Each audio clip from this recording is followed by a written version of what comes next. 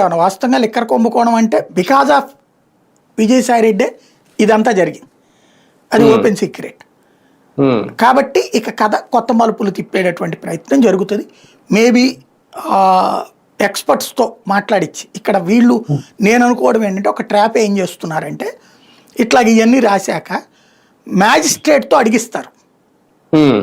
Magistrate మరి ఏంటి డబ్బులన్నీ వాళ్ళు పట్టుకొచ్చారు వీళ్ళు పట్టుకొచ్చారని రాస్తున్నారు, ఎవరికి వెళ్ళినాయి అని అడిగినప్పుడు అది జగన్ది సార్ అని వీళ్ళు చెప్తారు.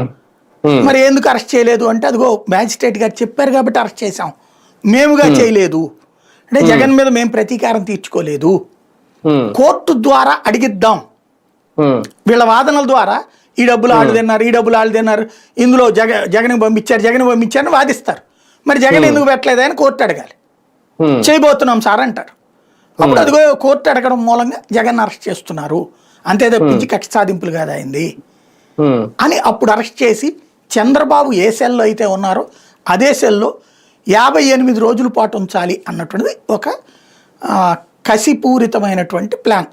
తెలుగుదేశం పార్టీకి సంబంధించిన కార్యకర్తలు ప్రతి ఒక్కళ్ళు గ్రౌండ్ నుంచి ఇంటర్నేషనల్ వరకు ఉన్న కార్యకర్తలందరి యొక్క కోరిక అది తీర్చడం అన్నటువంటిది ఇప్పుడు ప్రయత్నం అనమాట. అందుకే మిథున్ రెడ్డి గారిని కూడా ముందుగా అక్కడికే పంపించారా, రాజమండ్రి పంపించారా సెంట్రల్ జైలుకి?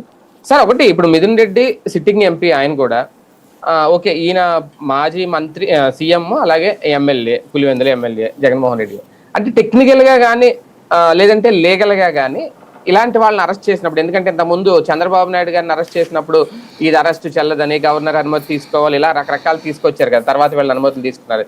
వీళ్ళ విషయంలో అలా ఏమన్నా ఉంటుందా రేపొద్దున్న? ఇప్పుడు మిథున్